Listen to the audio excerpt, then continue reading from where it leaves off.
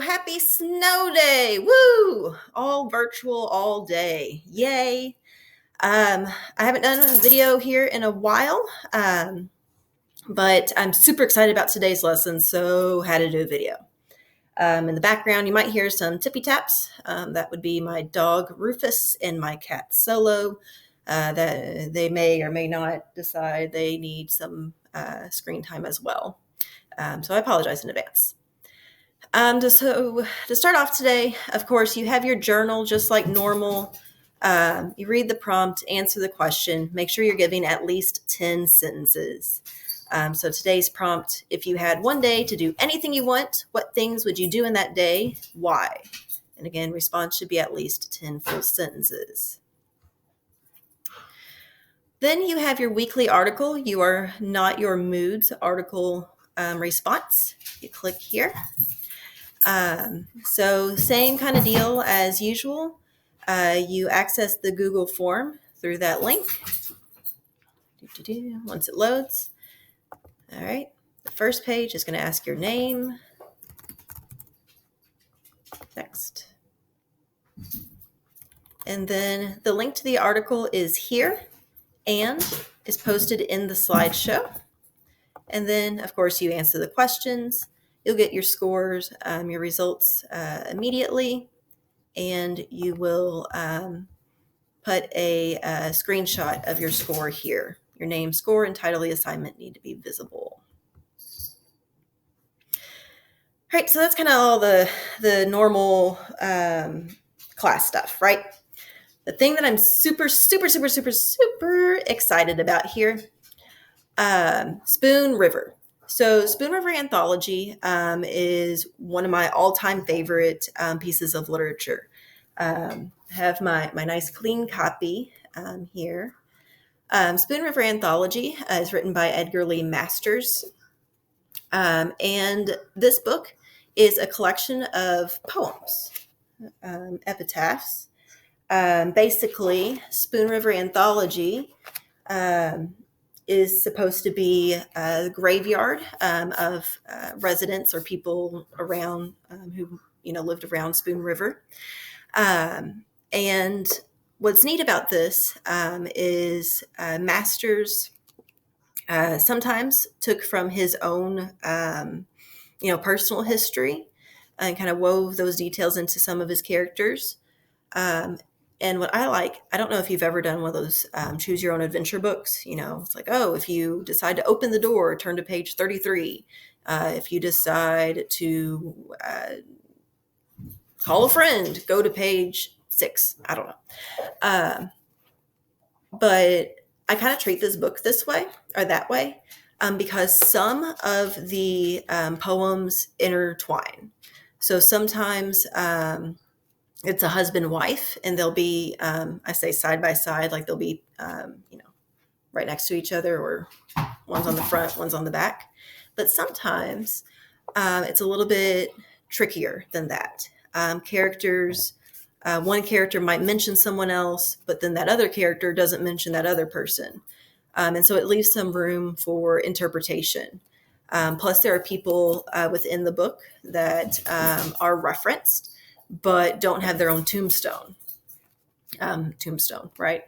Because essentially that's what you're reading, right? Are the tombstones of these different individuals. You are not going to be reading the entire book, although I strongly encourage you to do so.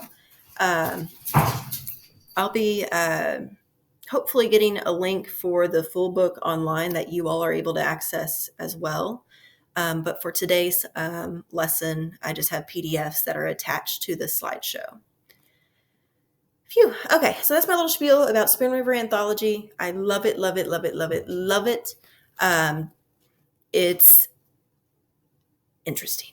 We're going to be doing lots of different stuff with this throughout the rest of this quarter. So your lessons here. So one of your activities will be to read about who Edgar Lee Masters was and what Spoon River Anthology is. And so you'll read about the author. You'll read over the background of Spoon River Anthology. And then you have 2 questions that you need to answer using complete sentences. Okay. Then you're actually going to go ahead and read the very first poem of the anthology. Okay. So the very first poem is called The Hill. Let me open it up here in my book. So The Hill is one of the longer ones. If we were looking at the actual book, it's, goes front and onto the back. What you do, you're going to read the poem. You click that link. It's going to take you to a PDF of The Hill. Once it loads, we're loading. There we go. So you have The Hill. You'll read this. And then you're going to answer the questions on the Google form.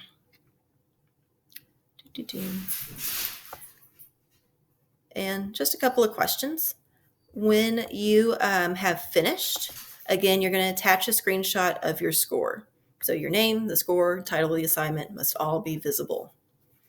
Please do try to keep them on the slide where I ask for the screenshots, because otherwise it gets very confusing whenever I'm going through and grading. I'm looking for certain things and they're not where they should be. So please try to keep them where I ask for. After reading The Hill, you are going to read 3 random citizens from Spoon River. You're going to read their epitaphs. Each person name is a link to their poem. You'll read their poem. And then what you're going to do here, let's see, I can't be in full screen to show you. So after you've read the poems, you're going to come over here to the descriptions, okay? And you're going to just click and drag wherever that description fits. Okay? Hopefully that's easy enough. So you don't have to come up with the descriptions. You don't have to really do much of anything other than read these poems and decide which character belongs to which description.